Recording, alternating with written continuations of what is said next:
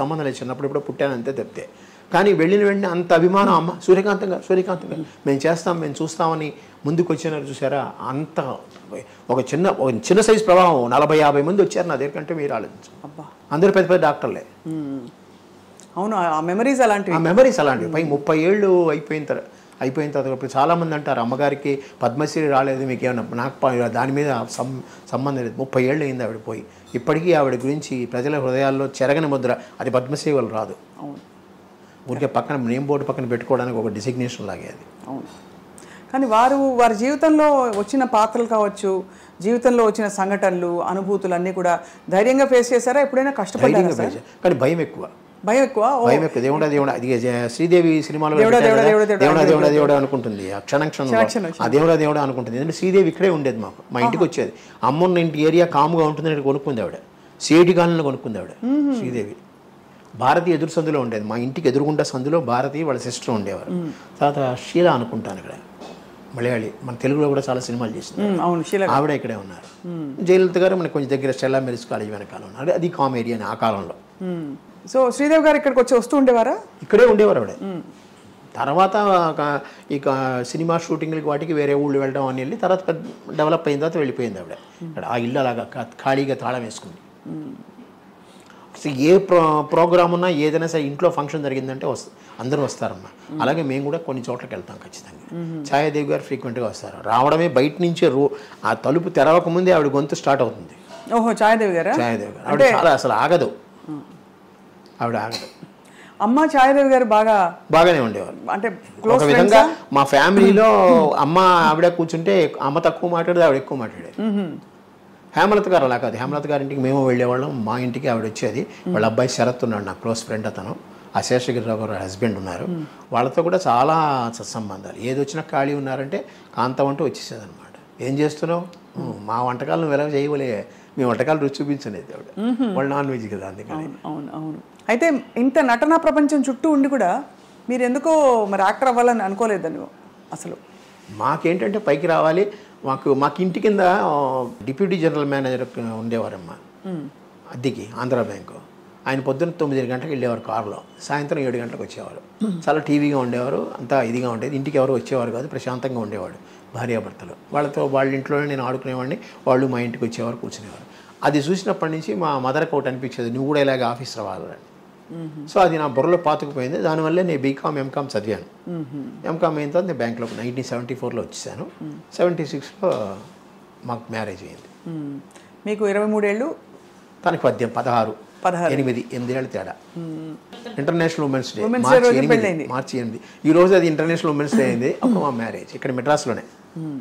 So అయితే మరి జీవితం అంటే మామూలుగా అమ్మలు అన్నీ చెప్తారు కదా, ఇలా ఉండాలి నాన్న, ఇలా ఉండాలి, ఇలా చేయాలి. అమ్మ అలా చెప్పించేవారా జీవితంలో లైట్గా హ్యాపీగా? లేదు, చాలా స్ట్రిక్ట్ మనిషి. చదువు టైంలో చదవాలి, బయటకు వచ్చే టైంలో బయటికి రావాలి. మరి షూటింగ్స్కి వెళ్ళిపోతే మరి ఎవరు చూసేవారు? రాత్రి ఆవిడ 12 గంటలకు పడుకోం, నేను 12 గంటలకు పడుకోం.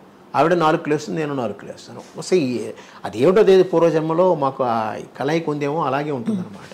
ఆవిడ ఏకసంతగ్రాహి. చిన్నప్పుడు నేను అలాగే బట్టి పట్టేయడం ఎక్కువ సాధ్యమంతరకు. చిన్న కాలంలో ఆ కాలంలో బట్టి పట్టేయడమే కదా, వాళ్ళు నోట్స్ ఇచ్చేవారు, మేము బట్టి పట్టేసేవాళ్ళం. నాకు కేసరీ స్కూల్. ఇప్పుడు నేను కేసరీ స్కూల్ చదివినందువల్ల అటు తమిళం పూర్తిగా రాలేదు, ఇటు తెలుగు పూర్తిగా రాలేదు, ఇటు ఇంగ్లీష్ పూర్తిగా రాలేదు. మొత్తం తెలుగు మీడియమే నేను. டிகிரி வரைக்கும் நான் தெலுங்கு மீடியமே. பட் இங்கே இருந்து தமிழ் பேச தெரியும் இல்லையா? நல்லா பேச தெரியும், ஓரளவுக்கு படிக்க தெரியும். ஓரளவுக்கு. ஆனால் யாராவது எழுதுனா படிக்க தெரியாது. ஆமாம், நீங்கள் தான் எழுதிண்டா? நான் எழுத மாட்டேன், but printed matter I can read. ఫాస్ట్గా படிக்க தெரியுமா? సుమారా కూటి படிக்கணும். బాగుంది. అయితే మీ చక్క అయితే ఇక్కడ ఉండే వాళ్ళకి అంటే తెలుగు తమిళ ప్రొఫెషన్కి తమిళ్ కావాలి కదా, కావాలి. నాకు హిందీ రాదు, హిందీ అస్సలు రాదు. అందుకనే మా పిల్లలిద్దరికి బాగా హిందీ నేర్పించాను. వాళ్ళ కేంద్రీయ విద్యాలయాలు జాయిన్ అయ్యారు. సో కేంద్రీయ విద్యాలయాల్లో హిందీ బాగా నేర్చుకున్నారు. హిందీ అంటే మీ హైదరాబాద్ వాళ్ళకి మీకు వస్తుంది, బట్ మీ హిందీ కన్నా మా వాళ్ళ హిందీ బాగుంటుంది. మీది ఉర్దూ మిక్స్డ్ ఉంటుంది, మా వాళ్ళది రియల్ మీకు హిందీ చాలా బాగుంటుంది. నాకు హిందీ రాదు. కారణం ఏంటంటే 68, 69లో తమిళ్ హిందీ ఒళిగే అనేవారు కదా ఇక్కడ, దాంతో నాకు పోయింది. పరీక్షా పేపర్ కూడా 5 ప్రశ్నలు అలా చూసి రాస్తే పాస్. అలాగే మేము పాస్ అయ్యాం. సూర్యకాంతం గారు బాబావారి భక్తులు కదా? అవునమ్మా. సో ఎప్పటి నుంచి ఆ భక్తి మీకు తెలిసి, అంటే మీ ఊహ తెలిసి? నాకు తెలిసి నా 12-14 ఏట వేసుకోండి, 50, 65, 66 నా డిగ్రీ కాదు, నా ఎస్ఎల్సి వచ్చే టైంకి అమ్మతో వెళ్ళినప్పుడు ఆయన అలా చూస్తూ ఉండి ఈయన కళ్ళు ఎలా ఉన్నాయి, ఈయనకి ఇలా ఎందుకు, ఈయన చెన్లో కాంతి ఎందుకు వస్తుంది, అంత కాంతి ఎందుకు ఉంది వీడికి, ఈయన మాటల్లో చూస్తే ఇంతమంది ఆ కుక్కి కూసుకుపోయి గదిలో కూర్చునేవారు. అట్లాగా కలిసారా ఎప్పుడైనా స్వామి దర్శనం ఇచ్చారు కదా. అంజలిదేవి గారు కూడా చాలా భక్తురాలు. చాలా అంజలిదేవి గారు, జానకి గారు, ఈవెన్ జమున గారు కూడా బాబా భక్తులే. వీళ్ళందరూ కలిసే వెళ్తారు. ఇలా కేవీ కృష్ణకుమారి గారు ఉన్నారు, డాక్టర్ కేవీ కృష్ణకుమారి, ఆవిడ సాలిడ్.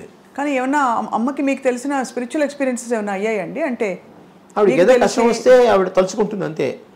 ఆ తలుచుకున్నందువల్ల కొన్ని ప్రాబ్లమ్స్ టక్ సాల్వ్ అయిపోయేవి. ఒకటే అమ్మ చిన్నప్పుడు ఏమనేది, సత్సంకల్పం బాగుంటే ఇవన్నీ సక్సెస్ అవుతాయిరా, మినిమం కోరికలు ఏమున్నా సక్సెస్ అయిపోతాయి. అట్లాగే ఆవిడకి ఏంది, అట్లాగే నాకు చిన్నవి ఏదైనా బాబా మీద భారం వేస్తే సరిగ్గా అయిపోతుంది. తెలుగు భాష మా తెలుగువారి సొత్తు సూర్యకాంతం గారంటే, కానీ ఇతర భాషల్లో వారికి అంటే ఏమన్నా ఎక్కువగా అవకాశాలు రావడం. తమిళంలో ఒక 5 సినిమాలు చేశారమ్మా, హిందీలో 1-2 చేశారంతే. కానీ అమ్మ తెలుగుని దాటి వెళ్ళలేదు. తమిళ యాక్టర్స్ చాలామంది అమ్మకి దగ్గర. పండరీబాయ్ గారు ఫ్రెండ్ అమ్మకి, తర్వాత మనోరమ గారు వీడు బాగా ఫ్రెండు, శివాజీ గణేశన్. ఆ కాలంలో ఏంటంటే వాహిని స్టూడియో అంతా షెడ్లు, ప్రసాద ఏవిఎం స్టూడియో.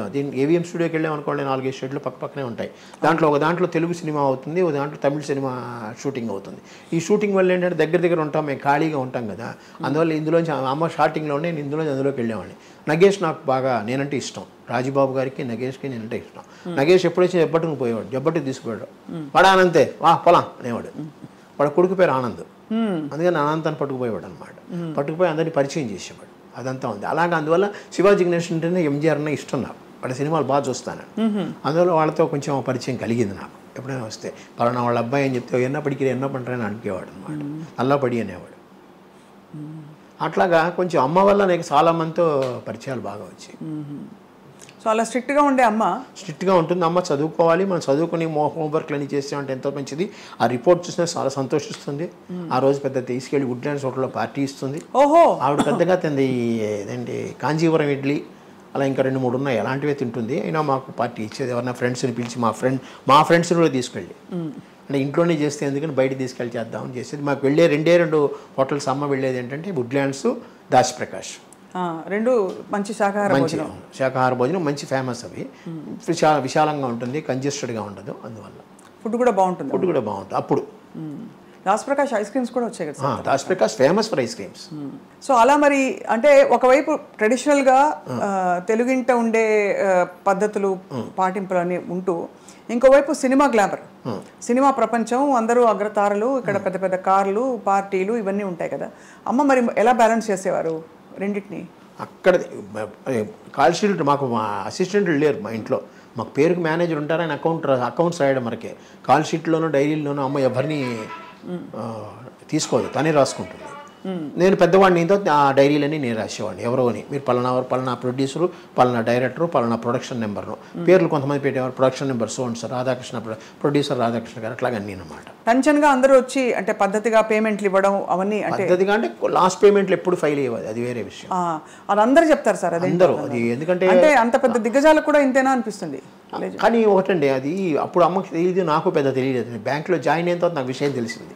ఏంటంటే ఇప్పుడు వెంకటేశ్వర సుందరరామూర్తి గారు ఉన్నారు, చిన్న ఎగ్జాంపుల్ చెప్తున్నాను. ఆయన ఏంటంటే సిసి గారు ఉన్నారు, నాకు చాలా క్లోజ్ పడలేదు. సిసి గారు అంటే చాలా క్లోజ్, నా సొంత కొడుకులో చూసుకుంటాడు ఆయన.